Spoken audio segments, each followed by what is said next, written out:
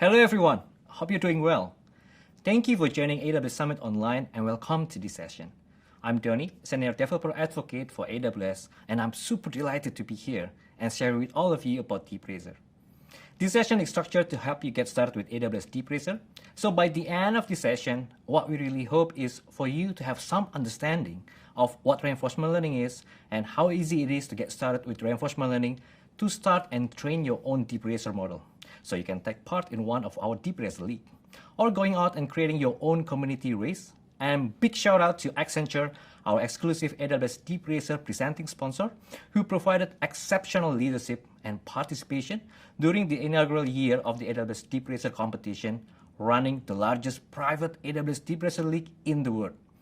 The Accenture AWS Business Group, or AABG, is the driving force for the collaboration between Accenture, AWS, and our joint customers through one-of-a-kind partnership. AABG delivers the best of AWS Services and Accenture's unparalleled breadth and depth of industry and technology experience. For more information, go to accenture.com/AABG. This is how we structure our session for today. We will start with talking about the origin of DeepRacer and a few components that you need to know.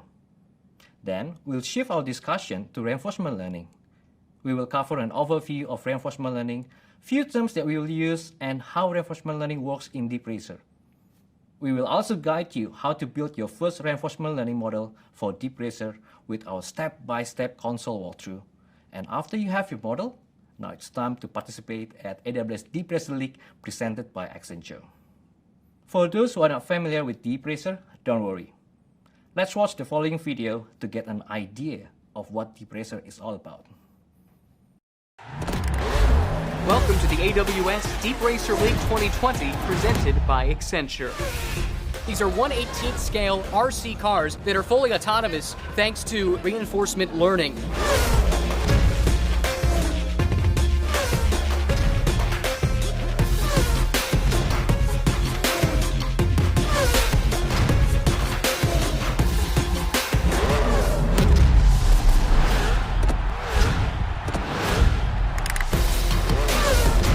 The day the AWS DeepRacer League competition was announced, Accenture has been all in. We're thrilled to be part of the DeepRacer experience. Pretty exciting, isn't it? Imagine that you can build an artificial brain for navigation and plug that into your device. So you might already have a big idea on what AWS DeepRacer is. AWS DeepRacer is a 1/18 scale robotic car which gives you an exciting and fun way to get started with reinforcement learning by applying it to autonomous racing. So we launched AWS DeepRacer in 2018 to get developer hands-on with the machine learning, and last year, AWS DeepRacer has enabled tens of thousands of developers globally to learn and get hands-on with reinforcement learning through the AWS DeepRacer League, the world's first global autonomous racing league. AWS DeepRacer Evo is the next generation in autonomous racing, unlocking new challenges and new race formats. AWS DeepRacer is also an integrated learning system to help developers from any level to understand reinforcement learning and how to apply it. There are 4 components in AWS DeepRacer. The first one is AWS DeepRacer Evo. DeepRacer Evo expands the learning and racing with new sensors that enable it to detect objects. We are swapping out the single camera and putting into a stereo camera and a light detection and ranging sensor, or known as LiDAR sensor. These sensors unlock new possibilities, resulting in new race formats that we introduced last year at re:Invent 2019. There are head-to-head racing and object avoidance in addition of time trial. Second is a 3D racing simulator that you can find in the AWS DeepRacer console. So you don't have to wait for your physical DeepRacer to start learning. You can start now in the AWS console. The 3D simulator in the AWS console is where the building takes place. And it's really your starting point to build your machine learning skills for building machine learning models. And once that you have that kind of confidence, you can showcase during any race competition, which is a good segue for the next component, AWS DeepRacer League presented by Accenture.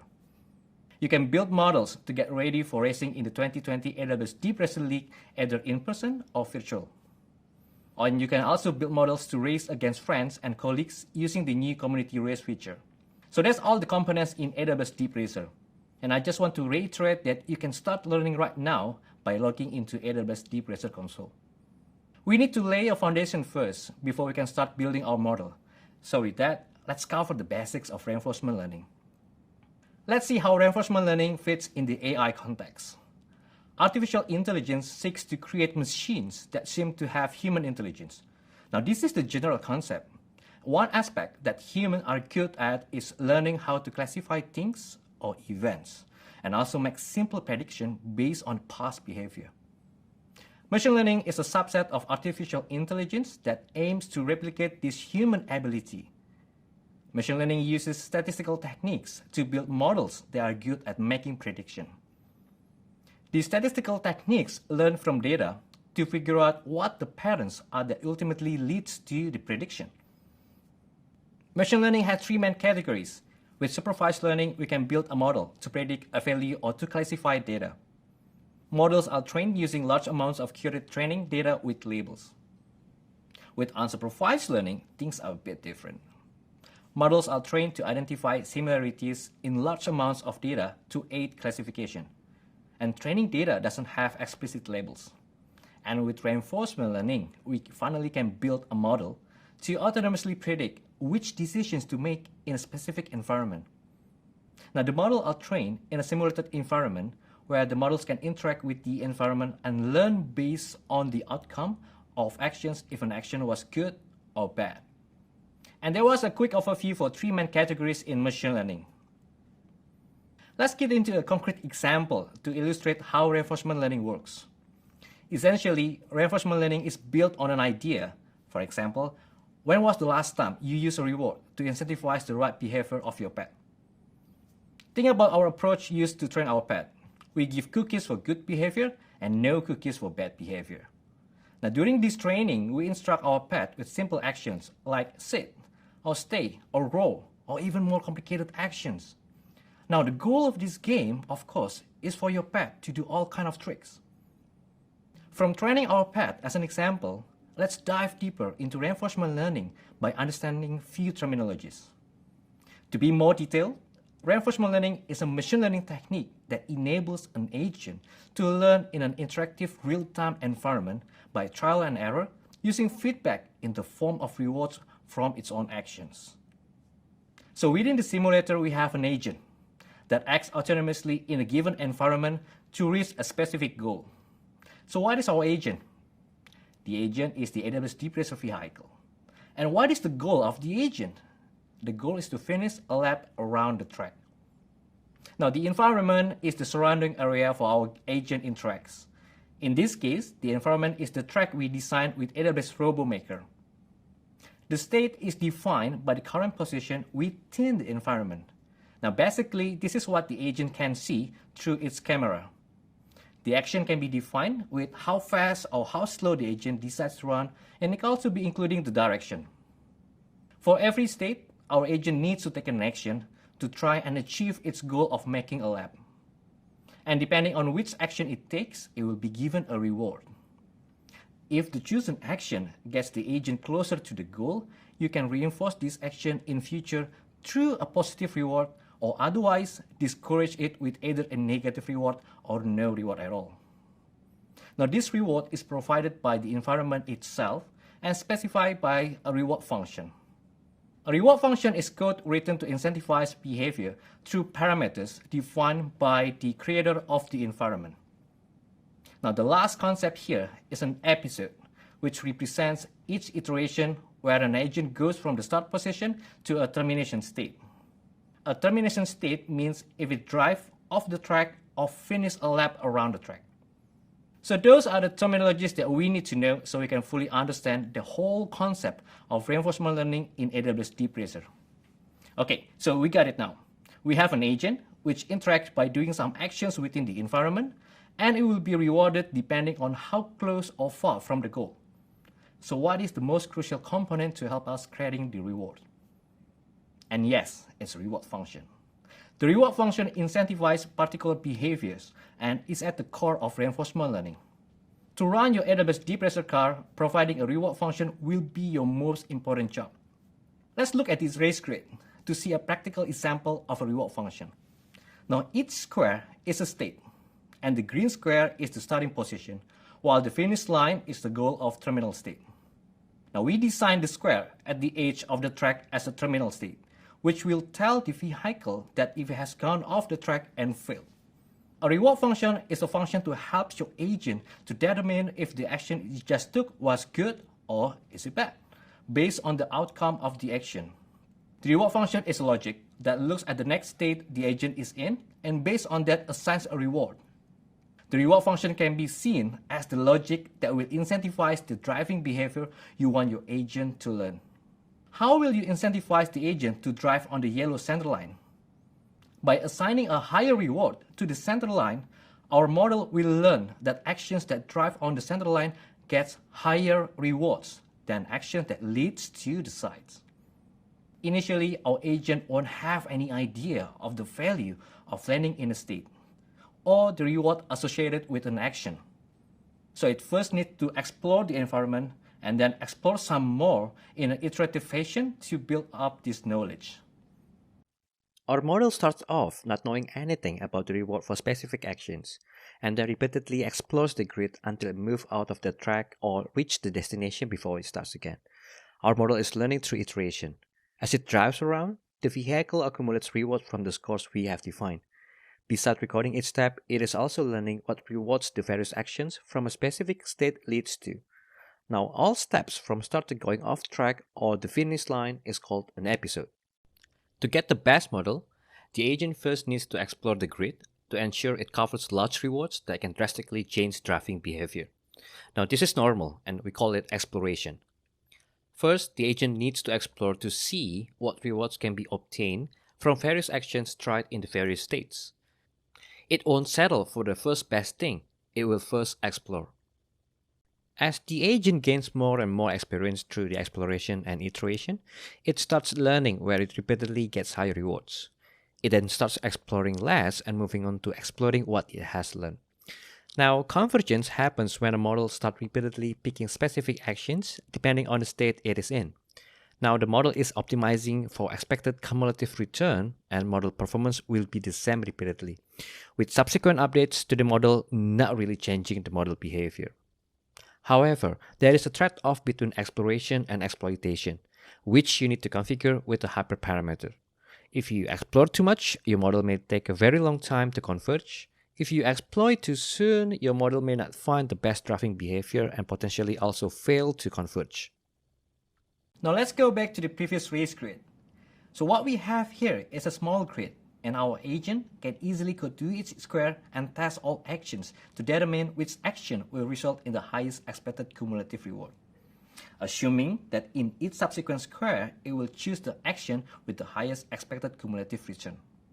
Now this mapping where we know the value of being in a square is called a value function. And once we know the value of a state, we simply choose the action that takes us to the highest value.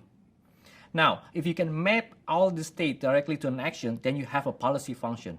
And the model is sometimes called a policy network. Now, the idea of knowing how valuable it is to be in a state is a very important concept.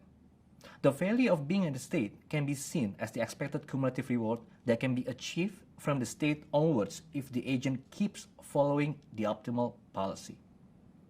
So let's recap what we have discussed about reinforcement learning in AWS DeepRacer. Reinforcement learning being a form of machine learning where we are interested in creating a model that can learn how to make autonomous decisions in an environment based on the reward that it receives when it interacts with the environment. Reinforcement learning in the real world is like training your pet to behave using cookies as rewards. The reward function is the logic that incentivizes our model to learn the driving behavior we want the model to do.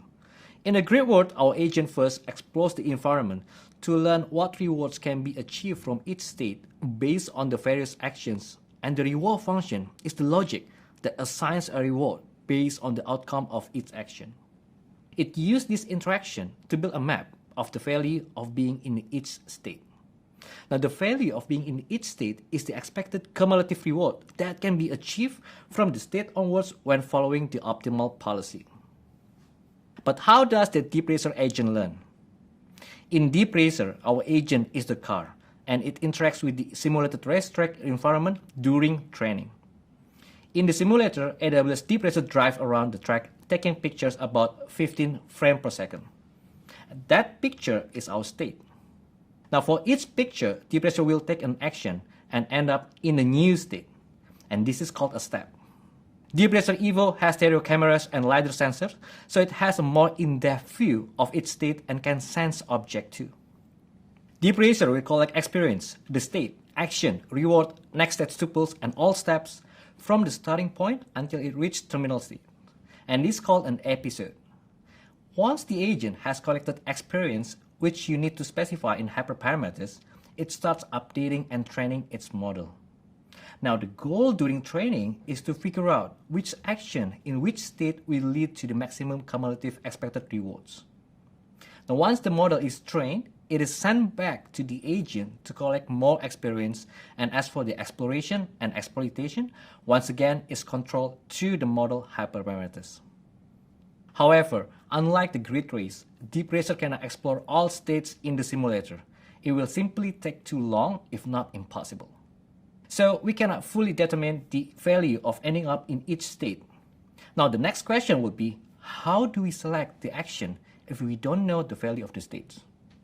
Now the answer is approximation. This is commonly referred to as policy optimization, which means we optimize the policy function mapping state to action in order to achieve our goal. Let's look at a common method of doing policy approximation using a method called vanilla gradient ascent. Vanilla policy gradient is an example of policy optimization. Now this is a method where we parameterize our policy function. Now the parameters are simply the weights in the neural networks, and the neural network represents our policy function. Now essentially, this policy function takes an image as an input and maps the output as an action. We then optimize that policy to get the best action from each state, and our goal is to get the maximum cumulative reward. We train our model, updating the weights by trying to maximize the cumulative future reward, and in doing so, we give higher probability to the action that leads to the higher cumulative future reward. DeepRacer uses a form of policy optimization called proximal policy optimization, or PPO. Here is the neural network architecture that we use in DeepRacer. The default architecture is a simple 6-layer network.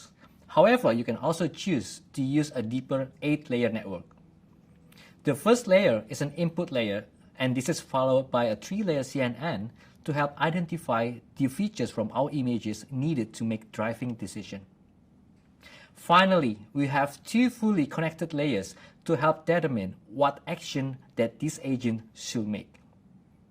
Think of this neural network as a mathematical formula, with each node in the network determines how much weight should be placed on certain features in the image.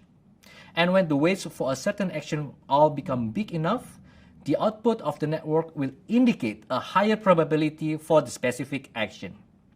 Now during training, these weights are adjusted. Weights are adjusted so the car maximizes the expected cumulative return during racing. AWS DeepRacer is built on top of various AWS services. Amazon SageMaker trains the model. AWS RoboMaker provides the simulation environment. Amazon S3 stores our models. Amazon CloudWatch stores the logs.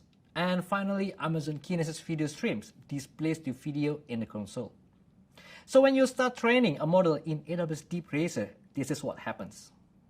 AWS DeepRacer starts Amazon SageMaker and AWS RoboMaker container in your service account and link these two. It then passes the right parameters to start the training.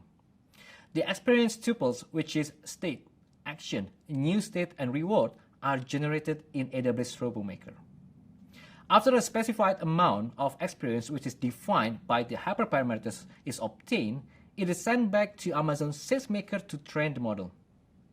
Now the new model is then sent back to AWS RoboMaker to get more experience, and the process continues.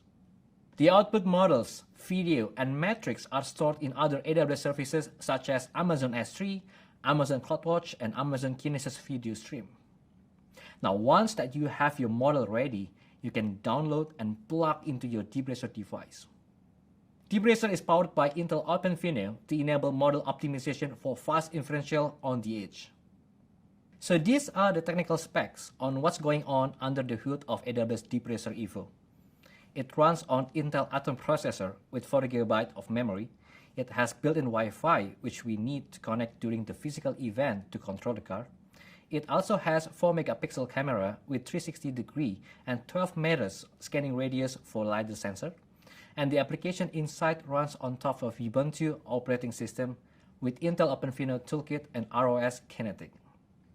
It has 4 USB Type-A ports, 1 USB-C port, 1 micro USB, and 1 HDMI. With all of these ports, it makes DeepRacer pretty much configurable for future upgrade. One of cool thing which powers DeepRacer is Openphenol toolkit. Openphenol stands for Open Visual Inference and Neural Network Optimization, a free toolkit released by Intel to help developers and data scientists speed up AI and deep learning workloads, streamline deep learning inference and deployments, and enable easy heterogeneous execution across Intel platforms, including accelerators. The Intel distribution of Openphenol toolkit is embedded inside the DeepRacer.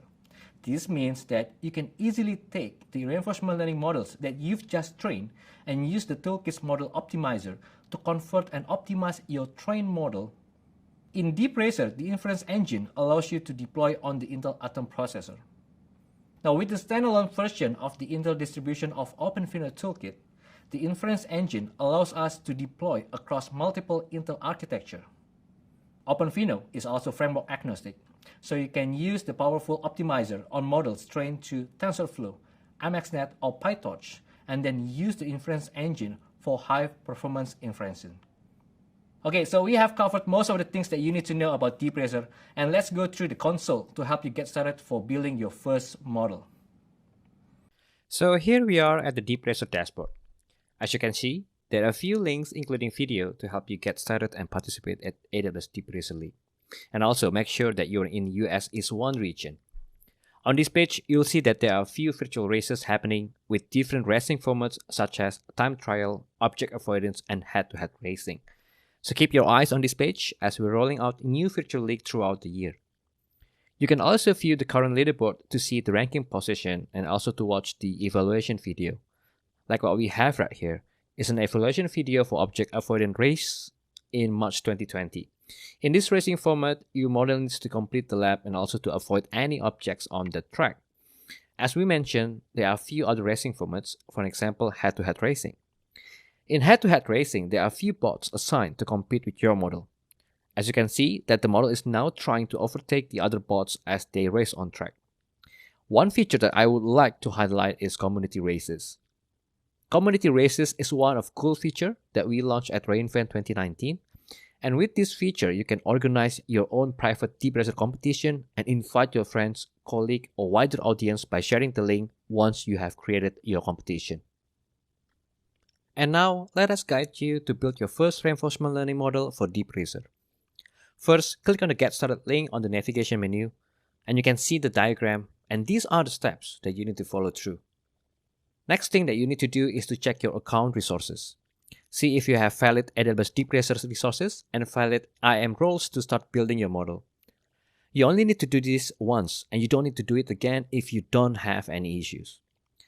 If you want to complete your understanding about reinforcement learning and AWS DeepRacer in particular, you can go click this button, Start Learning RL, which will take you to a microsite that we designed to walk you through the basic stuff. This microsite is structured to equip you with all information needed to get started.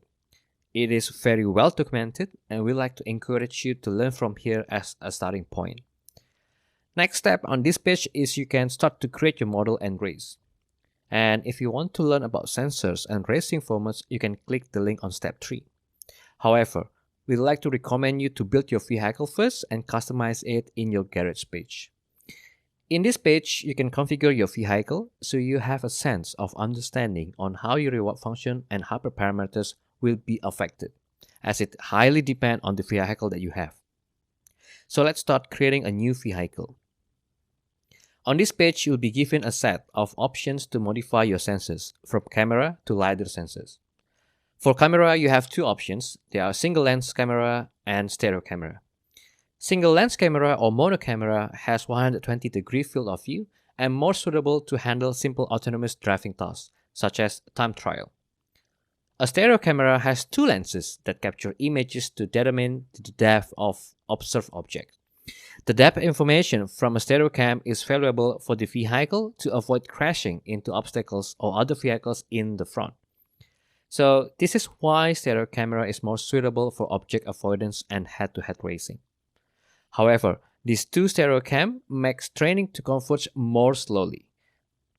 There is also an option for you to add more sensors. In this case is LiDAR sensor.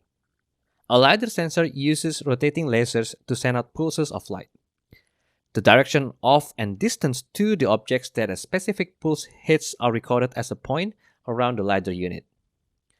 LiDAR helps detect blind spots of the host vehicle to avoid collisions while the vehicle changes lanes.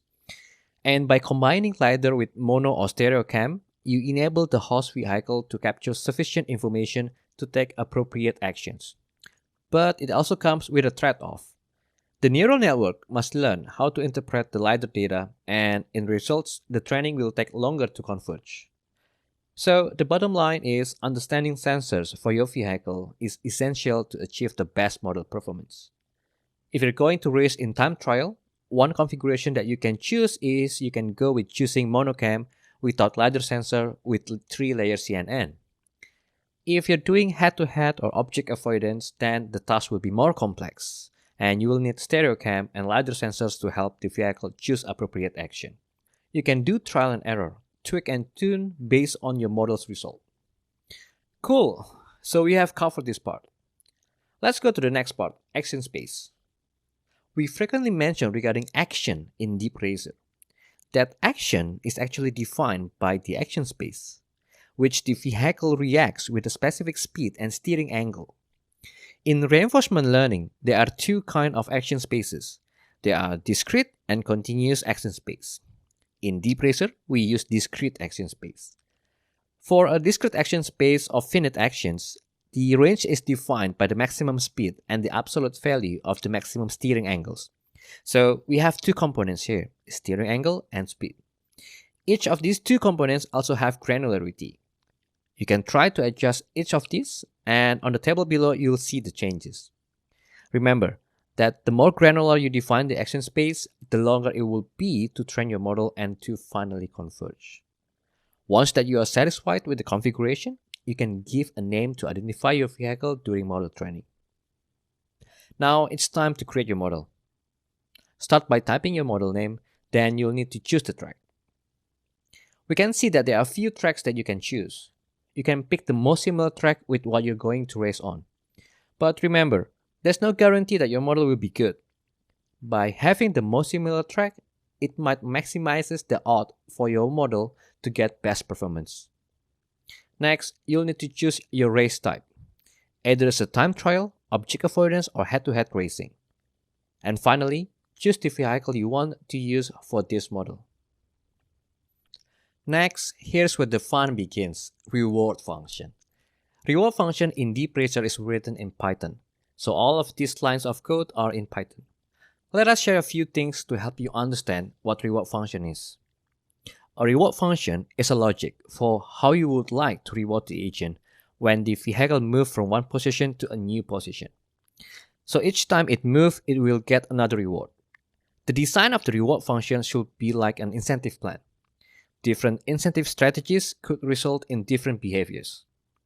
A good practice is to create a reward function from a simple scenario. You don't need to have a complicated reward function at the beginning, as you can start small and enhance it along the way. Let's now look at some example of reward function.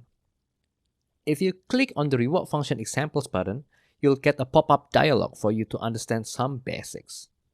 There are follow the center line, the default one, stay inside the two borders, prevent zigzag, and lastly a reward function designed for object avoidance and head-to-head.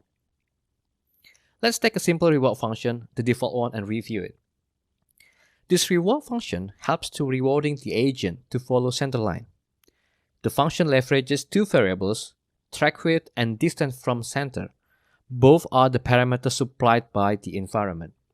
From there, it creates three virtual markers to identify how far away the agent from the center line. Marker 1 indicates if the agent is in around 10% of the track width. Marker 2 indicates if the agent is in around 25% of the track width. And lastly, if the agent is in around 50% of the track width. Logically speaking, if the agent is in marker 1, which is the smallest area among those three, we should reward the agent more. And that's what we did. We give better reward if they can stay close from the center line, and they are indicated on these lines. Finally, if the agent is not around those three virtual markers, we can assume that the agent is crashed and give a really small reward. So it will discourage the agents to do the particular action in the future. Pretty simple, isn't it? Now, while you're building reward function, remember that you're going to get what you incentivize and not what you intend. That's why structuring the logic for reward planning is more crucial. If you'd like to know more about the parameters, you can go to this page. As you can see, all parameters are listed here along with the description and the variable type. Okay, so we've covered the variables and reward function, and next in our bucket list is hyperparameters. So what is hyperparameters? Hyperparameter is a set of variables that affect the training process, which highly depends on which algorithm you're going to use during training. As for DeepRacer, it uses PPO or proximal policy optimization. And this algorithm has parameters which is shown on the screen.